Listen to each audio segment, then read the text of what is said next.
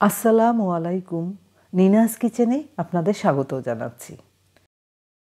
বন্ধুরা, পিঠার পাত্র প্রস্তুত থেকে পিঠা ভেজানো পর্যন্ত সব দেখতে পারবেন এক রেসিপিতে, যাকে আমরা বলি A to Z।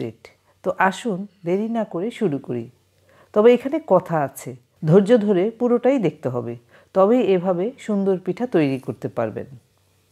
প্রথমে যা করতে হবে, চালের গুঁড়া বা চালের পেস্ট তৈরি করে নিতে হবে। আমি পিঠা তৈরির জন্য চালের পেস্ট তৈরি করে নেব, তাই 2 কাপ চাল ভিজিয়ে রেখেছিলাম 1 ঘন্টার মতো। ভিজা চালে পানি দিচ্ছি 1 কাপের মতো। এবার ব্লেন্ড করে নিচ্ছি। এখানে টিপস বলছি আপনাদের। চিতই পিঠার চালের গুঁড়া খুব মিহি না করাই ভালো। আমি সেদ্ধ চাল দিয়ে পিঠা তৈরি করব। সেদ্ধ চাল বলতে যে চাল দিয়ে আমরা ভাত রান্না করি, অন্য কোনো চাল মেশানো হয়নি। আমি ব্লেন্ড করে মিহি করে ফেলিনি। এই হালকা গুঁড়ি গুঁড়ি ভাব আছে, এই কারণেই চিতই পিঠা ছিদ্রযুক্ত হবে আর ভিজবেও খুব সুন্দর।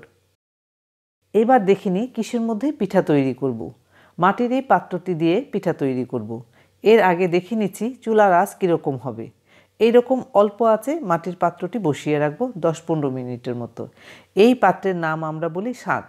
এই পাত্র দিয়ে পিঠা তৈরি করলে সেখানে বলি আমরা সাঁচের পিঠা।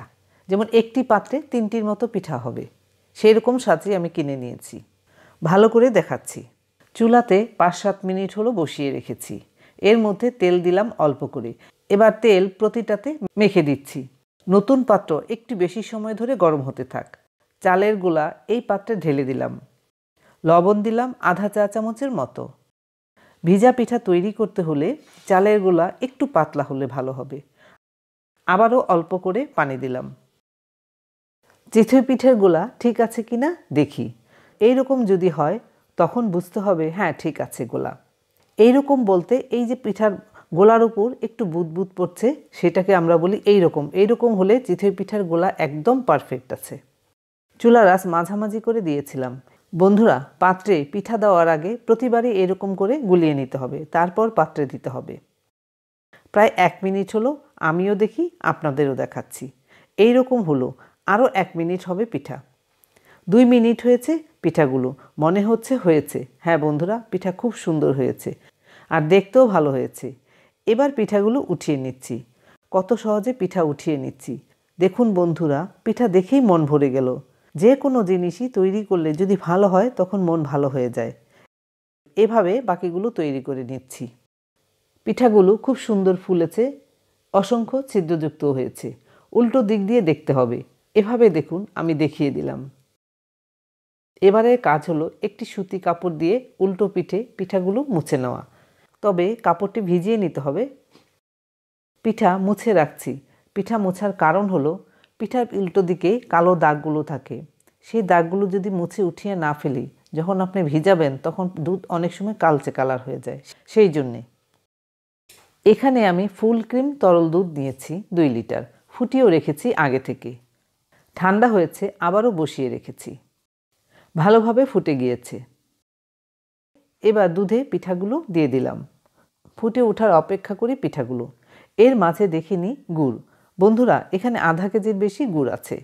যে যেমন মিষ্টি খাবেন এটা কমন কথা, তারপরও বললাম খেজুরের গুড়, তবে এর মধ্যে নারিকেল দেওয়া আছে, তাই আমরা এর নাম বলি নারিকেলই খেজুরের গুড়।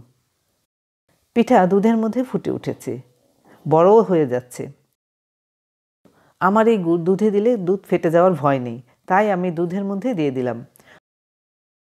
আপনাদের যদি গুড়ের ব্যাপারে সন্দেহ থেকে থাকে, গুড় গলিয়ে আর দুধ একটু ঠান্ডা করে গুড় দিতে পারেন, তখন আর কোনো সমস্যা হবে না দুধ ফেটে যাওয়ার।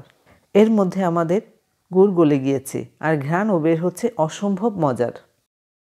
গুড় গলে গিয়েছে তো ভালোভাবেই, সব কিছুই ঠিক আছে। এবার চুলা বন্ধ করে দিলাম। আমি এই পিঠাগুলো তৈরি করে ভিজিয়ে রেখেছি রাত 11টায়। সকাল পর্যন্ত অপেক্ষা করি। এবার খাওয়ার পালা। খুব সাবধানে পিঠাগুলো উঠিয়ে নিয়েছি। পিঠাগুলো দেখেই মন ভরে গেল। এইরকম সুন্দর ছাঁচে ভিজানো পিঠা যার যেভাবে ইচ্ছে পরিবেশন করুন। আমার খুব পছন্দের এই ভিজা পিঠা। আমি শীতের শুরু থেকে খাওয়া শুরু করি। এবার যারা ভয় পাচ্ছেন পিঠা তৈরি করতে, তারাও তৈরি করে নিতে পারবেন আমার দেখানো সহজভাবে সহজ পিঠার রেসিপি। ধন্যবাদ সবাইকে আমার ভিডিওটি দেখার জন্য। আপনারা ভালো থাকবেন সবাই। আবার দেখা হবে নতুন কোনো রেসিপি নিয়ে।